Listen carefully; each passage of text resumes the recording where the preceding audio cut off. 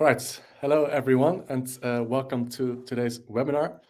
I can see people are still joining in as we speak, so let's give them a couple seconds to get sorted. So please take your time. I will start in just a short moment. All right, let's get started. So hello and welcome, everyone. Thank you for joining this webinar on this very important topic to measure, analyze, and benchmark your candidate experience with Start. And it's amazing to see that so many of you have shown interest in this topic and decided to join this webinar today. And today we're going to show you a live product tour of Start. And we're super excited because just last week we've completed a huge migration within the team at Start within our new dashboard. So today we'll also be able to show you our new dashboard. So even if you have seen Start before, then you'll be up for a treat with the dashboards that we can showcase you today. But before we start with that, let me first introduce Start and ourselves. So today I'm here together with Maggie, our SDR at Start, and myself, Colin, account executive at Start. So please know that you can always get in touch with us. I will share our contact details later on in the chat as well. And should you have any questions throughout the whole webinar, feel free to use the chat function for that, because we're happy to make this interactive and answer all the questions that you may have. And lastly, we'll make sure to end the webinar on time. So within half an hour, to make sure that if you have anything else scheduled after this, that you will be on time for that as well. So yeah, we are Start, and we are made for recruitment feedback solution, and we help already many companies gain the tangible insights that they need into their candidate experience data. And we do this by actually integrating with their ATS. And there you could be thinking like Lever, Greenhouse, Smart Recruiters, Workday, and many more. And this way, this can be a fully automated process. And our mission is actually to make the voice of the candidates in recruitment heard. And we do this already for a fast-growing number of customers, both scale-ups and large corporations. And here you may see some companies that we're already super proud to work for. And all of them have one main thing in common, and that's actually that they want to win in the recruitment space by offering and striving for an amazing candidate experience. And they do so in a very data-driven fashion, because how can you actually improve what you do not measure? So that's why I already measure and analyze their candidate experience to really offer them the insights they need to be able to improve upon. So why should you measure? Well, why would you measure candidate experience? You could measure actually for several reasons. And in this case, I'd actually like to talk about the achievements some of our customers had to show you what could be results of measuring your candidate experience. So first of all, you could be thinking about the improvements of people, process, and your technology.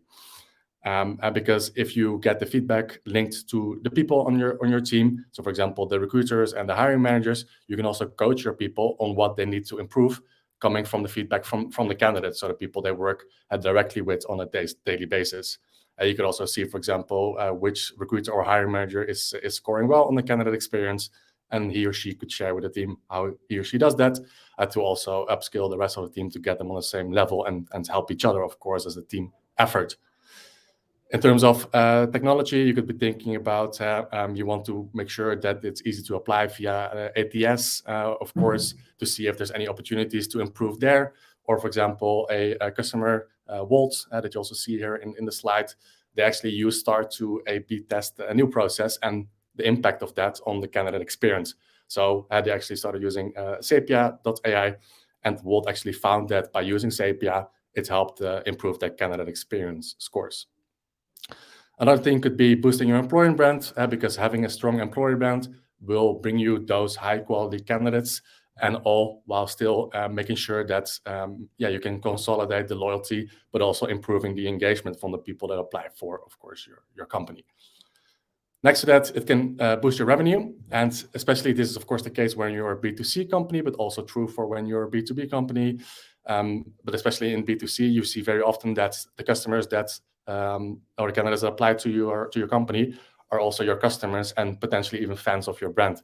So of course you don't want to drive them away after the recruitment process has finished, because data actually shows that a positive or negative experience can have a huge impact on people that apply to your company. Another customer of ours, VodafoneZiggo, they actually saw their revenue protected with more than 100K that they saved with only a few months after they started measuring the candidate experience, because they really made the voice of the candidates heard, and they even reached out to candidates as well that had a negative experience to address their feedback, make them feel heard, and to really make sure that they would not have a negative feeling towards the brand afterwards. Feel free to, of course, on our website, our new website actually, start.com, you can read more about, for example, cases like the VodafoneZiggo case as well. Another thing you could do, you want to make sure that you fully automate this process, and that you want to save manual work. So if you already measure, for example, via a manual way, like a Google form, you still have to manually send out those links to the surveys, check the responses that come in on a regular basis. You need to analyze the results either in an Excel or upload it to a BI solution and still analyze this data. So within Start, this could all be automated to save your team hours of work on a weekly basis. And I speak to companies on daily basis. Actually, just last night, I was speaking to another prospect who is measuring via the ATS built-in solution and was still spending 8 to 10 hours a month on manual reporting and analyzing the data afterwards. So by automating this process, you could actually save loads of time for the team that they could spend elsewhere and increase your efficiencies. Lastly, you will gain in-depth insights. So due to the integration directly with the ATS, we make sure that this whole process is fully automated, but we also automatically pull properties from your ATS, for example, like the recruiter that was involved, or the hiring manager, department, etc. So you can really segment all of your data upon all of these fields and really unlock those insights that you actually need to improve upon. And yeah, to showcase you how we can actually unlock those insights, I will now hand it over to Maggie, who will demonstrate the first part of our solution. Thank you for the floor, Colin. Give me just 1 second for me to share my screen. Yeah. So I'll divide the product tour into 3 bits. Firstly, I'll show the candidate's point of view, which includes the email and the survey. Then I'll dive into the integration part. And lastly, I'm very excited that we'll be showing our brand new dashboards where Colin will go more in depth regarding the analytics. So let's start with the email. Right off the bat, you can notice the branding. And this branding will make you recognizable to your candidates. And adding to this, we understand how every company's voice is unique. So throughout the platform, there are personalization bits to make it a part of your company's story. For example, on this text, you can customize the job role, the location, and you can even change the face of the company, which can either be the recruiter that the candidate last spoke to or someone more senior within the company. What is important in this email is the NPS question, and the NPS measures how likely it is that a candidate will recommend your company to others. And this metric goes from 0 to 10, where from 0 to 6, they are called detractors, 7 to 8 passives, and 9 to 10 promoters. Let's assume that although you rejected me, I still really enjoy the recruitment process, so I'll give you a 9. What happens here is that the candidate is directed to a dynamic survey. And the reason why this is a dynamic survey is because if I'm a 9 here, you'll see that the question is, what makes us a 9? But if I would be an 8, for example, so I'm a passive, it would change automatically to ask, what should we do differently to get a 9 or a 10? Now, as soon as I give the score here, if I leave right at this moment, the NPS score will still be valuable into your dashboard. So if the candidate decides to leave at this moment, not everything will be lost. So let's take a look at the survey features. Firstly, here you have the anonymity options. For our clients, we offer the possibility for you to choose your candidates to be anonymous, non-anonymous, or you can leave it up to the candidate if they want to opt in or opt out of anonymity. Let's look at the questions. Now, since I was a rejected candidate, you want to ask questions that are relevant to my experience. So questions such as the scheduling of interviews, the communication expectations, something more about the interview atmosphere, and so on and so forth. And what you can notice here as well is that except for the quantitative feedback possibility for the candidates, they also have the option to express more of what they thought, so giving more for that quality feedback. Regarding setting up these questions, we have a templates gallery where you can choose best-in-class examples, and we also have a customer success team who are dedicated to guiding you to excel. Now, let's say that the candidate is comfortable enough to finish the survey, and once they finish the survey, they are directed to a dynamic thank you page. Now, since I was a promoter, you of course want to leverage this good experience and direct them to a public website, such as Glassdoor, for example. But if your candidates are a detractor, you of course don't want for them to reach such websites. So what happens here instead is that we send a firefight email to the team to let you know that, hey, this candidate did not do well, so maybe it is time that you check up with them. And regarding this, we have seen our customers take creative approaches to how they reach out to candidates who have had a negative experience. For example, one idea could be that you can link a voucher for these candidates, or another approach of what our client Glassdoor does is that they attach a calendar link for the candidates to book a time directly with the team and not reach a public website. So this was regarding the candidate point of view, which included the email and the survey. So I'll dive into now the integration bit, and this is what happens on the back end. Now, the power of the integration between Start and your ATS is in its simplicity, meaning that the systems will do all the heavy lifting while all you have to do is just put some tokens in and your ATS will be integrated with Start. We have an extensive list of integrations, starting with Greenhouse, Smart Recruiters, Lever, Workable, and Workday. And just in case you are using a different ATS, we always have a solution to integrate with your ATS, which could be in the form of an open API. So if you do have any questions about that, please feel free to reach out to me or call in. Okay, so the ATSs, they all follow the same ideology. So for the sake of keeping it simple, I'll just use Greenhouse as an example.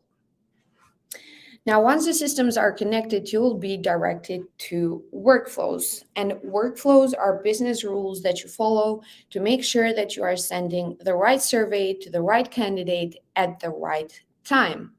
Now, to stay in line with what we just saw, I'm going to use a rejection workflow. Into the workflow, it is composed of 3 pillars: the trigger, the filter, and the action. The trigger is quite straightforward, as your ATS, in this case, Greenhouse, will act as the trigger, and you can even set some more conditions to make sure that the right survey is being sent to the right candidate, which in this case is a rejected candidate. Where you can get a bit more creative is on the filter bit. What does this mean? So if you want to send a different survey to different departments, say you want to have a more technical survey being sent out to your engineering department to ask more about their assessment, but you want a more practical one being sent out to your sales department, this is where you would be able to do so. Or you can go even more in depth if you want to differentiate between your internal and external candidates. And lastly, it is the action of sending the surveys. We always recommend that you delay your invitation, and that is for a good reason, because you want to take the emotion out of the situation and receive honest feedback, which is what you're looking for to get unbiased data. As a rule of thumb, we always suggest 2 to 3 days, but you can easily change this over here. Another option is our language possibilities. We always want to make sure that the candidate is heard onto their own language, and you can even automate it further. For example, that if you have a survey being sent out to a certain location, for example, the Netherlands, the survey to be sent out in Dutch, or if they're in the UK, for the survey to be sent out in English. Moving on, I'm gonna check the custom fields. And what you map right here into this custom fields is what you will be able to see onto your dashboards. And how this works is that we are able to pull these fields automatically from your ATS. And again, this will automatically connect it to the right candidates. Now, since we always try to mimic your company's way of working, you can always pull more fields to go even more specific. And if you're a Greenhouse user, you can probably recognize the names of some of these fields. But even if you're using a different ATS, the logic behind it would still be the same. Lastly, as a booster for your response rates, we recommend that you set a reminder for the candidates so they can complete the survey with a second chance. And you can easily choose how many days you want to use to send the reminder off. Now, this was all from my side regarding the candidate's point of view and the integration. So I'll leave the floor to Colin to show more of the magic of what Start can do. Awesome. Thank you, Maggie. So now at the last part of the product tour, I'd like to take you through the analytics side of things. But before we do that, because we just had a bit more the technical side of the integration with Start and the ATSs, please note that we have a fully dedicated customer success team that will guide you through the whole setup of Start and the workflows and the integration with your ATS. So we do like weekly progress calls, post go live check-in, to really make sure that you're set up for success. So we're definitely there to help you, of course, especially when it gets a bit more technical. And then, once the results do start flowing in, that's where you're going to go into your analytics, so into your dashboard, where you could see all of the data coming in here. And already on the top, I'd like to first note the filters. So those filters are basically, like Meg already explained, the properties that we can pull from your ATS. So you could be thinking about country, for example, a hiring manager was involved, a specific recruiter, source, to really get granular with your data. But let's first look at the overall data set here. So we would, for example, see the amount of invitations, responses, response rate, your individual NPS score, but also here your NPS developments over time, because of course you would like to see a nice increase there. And this image is basically of all your surveys asked in all stages, but also over all time. So for example, if you want to say, I want to look at specifically this year, you could also say, I want to look at all the data that is only, for example, after, let's say, January 1st, 2022, to have this year's data in there. Now, what you can also do within Start, something that's new in our dashboard is, for example, to create a saved filter. You can say, hey, this is the filter that I want to be easily accessible, so that I would just save here the data filter, and that I can always select it from here as well. So that when you do log in and you want to look only at this specific year, you easily have that saved filter accessible as well. And then what you would also see is that here now the responses have dropped out. That's because, of course, now we're looking at less data in there. The NPS has changed as well. It was at 0, now it's at -10. And then we can also just scroll down to get more insights into the candidate experience. So here we would see the overall satisfaction throughout all the surveys asked to all candidates, by question block divided, but also here on the right where you would see satisfaction per subject, per question asked throughout all the surveys. Then we can also distinguish into a certain stage. So for example, you saw the NPS overall, but you might want to also break it down per stage. For example, look into specifically the hired candidates to see what's our NPS score there. Rejected, what's our NPS score there? We actually see here it's at -16, but also, for example, the withdrawn state that you could see and identify trends there as well, that you would say, hey, we see rejected is at -16. Let's try to bump that number up for next quarter and set up a goal around that as well. We can drill more down. So on the left here, we can also go to department performance. So also all departments are linked to responses individually. So here we would see basically the candidate experience per department. So we could rank also the NPS score from high to low. So for example, we would see which departments are we scoring well on and which departments not. So also there, another example from a customer of ours is that they saw that in the customer facing roles, so while they were scaling and hiring at scale, they saw that one department specifically had a very negative NPS score. So they actually used Start to dive into that specific department to see what they needed to improve there to boost that candidate experience again as well. You can also see here in the heat map how each department is scoring on a specific topic. So if you see that one topic specifically jumps out into either a very positive score or negative score, you could address that as well. And you can also deep dive into one specific department. And that is something that you can specifically do to benchmark that department against all the other internal departments of scores as well. So you can see in this case, if we look in the sales department, what's the average satisfaction there compared to the internal benchmark. Same would go for the NPS score. Development over time, and then what you could do, because what we also support at Start is that you take candidate experience company-wide. So what you could do is schedule this report on an automated basis, for example, recurring on a monthly basis to the director of sales, that it would populate in as a PDF format, for example, as a report into their inbox on a recurring basis. Same would go if you want to report back to leadership, for example.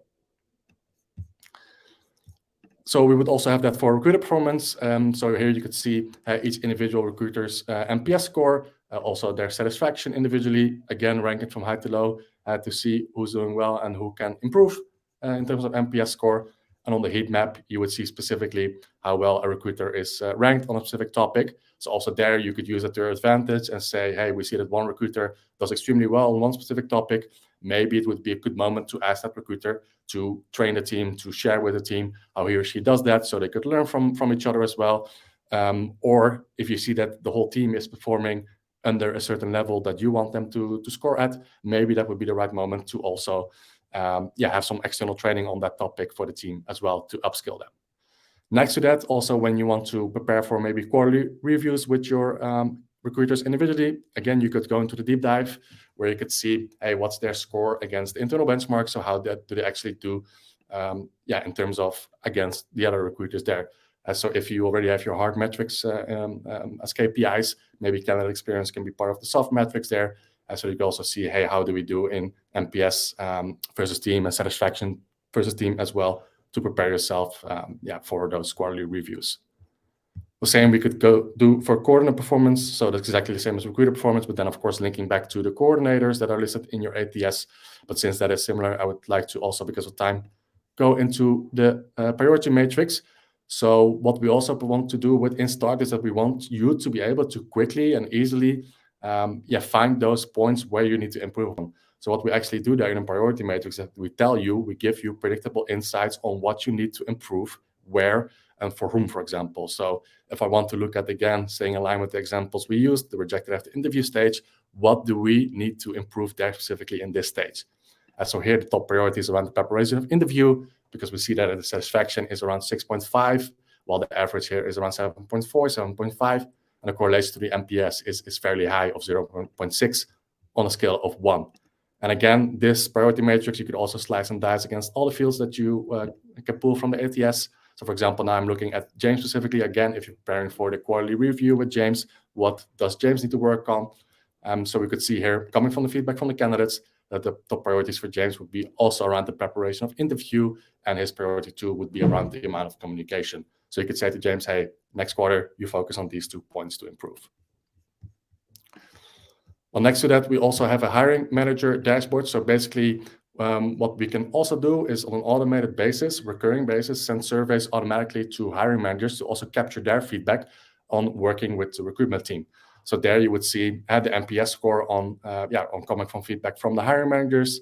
Same for response rate, satisfaction by question block. So fairly similar to the feedback or the dashboard that you get from the candidate sides. Trends that you can spot there as well with developments over time. You could also dive individually into what scores hiring managers actually give on working with the recruitment team, but also, of course, what scores do recruiters receive on average from the hiring managers as well. Next to that, you can also dive into individual responses if you'd want to also to be able to, like I said with VodafoneZiggo, to really address candidates when they had a negative experience as well. And the comment section. So there you saw, for example, in Maggie's store, when we look at the survey, when people rank the NPS question, they can also leave a comment to that.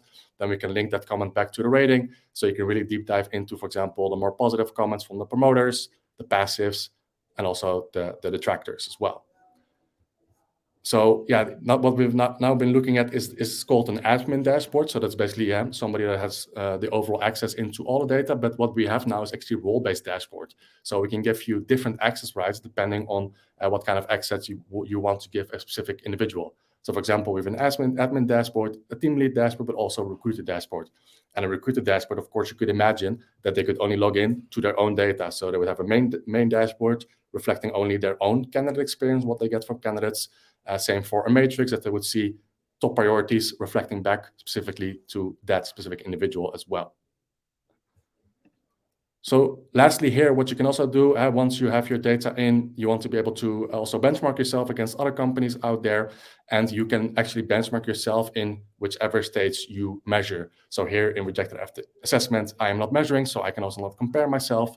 But let's say here we're looking at rejected after interview. You would see that my NPS there is at -16, but we actually see that the benchmark here is at -3. So you see also that to get a positive NPS in this stage specifically, so the rejected after interview stage, is already fairly difficult. But also now when you report back to leadership, you actually have the data to back it up that says, okay, if we are above 0, we're doing better than other companies out there. Same would go for your response rate. So you can also compare your response rate against the benchmark in START. So we have on average in rejected a 30% response rate, which is also the highest in the market. Of course, if you would compare that to the hired stage, you would see that the NPS, of course, is super high. Makes sense. People just got hired, excited to get started. But also, the response rate is super high there in that specific stage. Next to that, if you do measure your hiring manager satisfaction, you can also compare that against the benchmark, against other companies. How happy is your hiring team specifically, compared to other companies out there on working with the recruitment team? So that's what I would like to show you in this product tour in the analytics side of things. So now I'd like to quickly recap.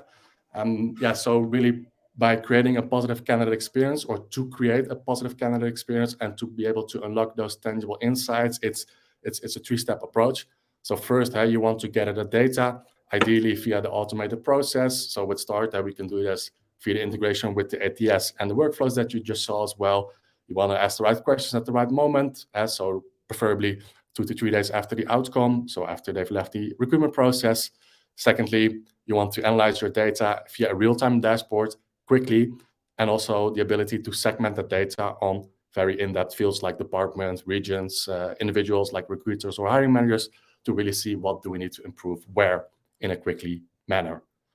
Thirdly, you want to take action. So START also will allow you to make data-driven decisions that you can uncover in a few clicks. Like you just saw as well with the priority matrix, where you can quickly see, hey, what does an individual recruiter need to improve as well. So with START, you can actually fully automate your measuring and easily unlock those tangible insights that you really need to improve your candidate experience. So what's next at START? We also believe that it does not stop at measuring your candidate experience, but it can go much further than that. So here we can give you a small peek into what else we actually are able to provide you with START. So we already mentioned earlier in the role-based dashboard. So you saw the admin dashboard there with the overall view of all surveys and all the data. But we can also limit that to a specific individual, for example, with a team lead dashboard with some less access rights, a recruiter dashboard with only access into their own specific data. We have the ability for the internal partnership. So I already said we can do the hiring manager satisfaction, that we measure the hiring manager experience on working with the recruitment team, but we can also turn it around and work on measuring the recruiter experience on working with the hiring manager team as well. Another 2 options that we have is quality of hire, that we actually measure, or that we send out a survey to the individual that was hired, so the new hire, for example, 6 months into the job, but also to the manager, to really measure the quality of hire to see if there's a match or maybe even a mismatch in terms of hiring, or that you need to steer that candidate into maybe a different role to set them up for success, and also diversity and inclusion. So if you ask EEOC data, especially when you're working with Greenhouse, we can also provide you with insights on your diversity and inclusion in your hiring. So with that, lastly, I'd like to go to the questions that were asked throughout the webinar. So a few questions have come in, some really good questions as well. First one is from Kostas. If we can make, when you saw the email indeed, the question with the survey invite, the question is around if we can make it specific or specify to the candidates that they see or that they know that 0 to 6 is a negative NPS, 7 to 8 is passive, and 9 to 10 is positive. This is not something that we actually provide because that would mean that we steer them potentially in a specific rating. So that's what we want to prevent because we don't want to make it biased feedback there as well. A question from Julia around languages. Is it all English? I think Maggie also addressed this quickly as well, but we can adapt surveys to your local markets. So it can be in all other languages available. I think at the moment you have around 30 languages and more can be added upon request. A question from Roxana around the typical response rate. So I showed you quickly in the benchmark there where you can compare yourself against other companies. So we see on average a 30% response rate. But of course, if you go into hired candidates, that can easily go up to 60%. So 2 out of 3 would reply to a survey there. A question from Alex around out-of-the-box surveys. Are questions set or could it be amended? So all questions are fully customizable. So we do offer you templates that we're also happy to share. You can find them on our website. And you can still customize them. You can say, hey, these best practice templates are a starting point, and then you can still customize them as you go by adding, removing questions, of course. A question from Patrick around progress in performance of hiring managers. Yeah, so that is also something we could do because we can automatically also pull hiring manager from an ATS. So we can also give you insights on a hiring manager specifically as well. So if you slice and dice the data in the right way, you can also show or track the performance of hiring managers and the progress. A question from Julia. I see you get feedback from hiring managers too. Would be nice to get feedback from recruiters. Yeah, so that's our internal partnership module where you can not just ask the hiring manager feedback, but also asking the recruitment team for feedback on working with the hiring manager team as well. So you would really have the triangle with the feedback from candidates, hiring managers, and the recruiters. I think that covers all the questions that are asked. So then what I'd like to say lastly is, well, thank you so much for joining this webinar. And yes, Kostas will be able to provide you with a recording of this demo. We'll be sure to send all of you that recording. And feel free to connect with us. We shared our LinkedIn in the chat. Happy to talk on the candidate experience topic, provide a demo to a wider set of the team. So please do get in touch with us as well. And have a really good rest of your day. And thank you so much for your attention.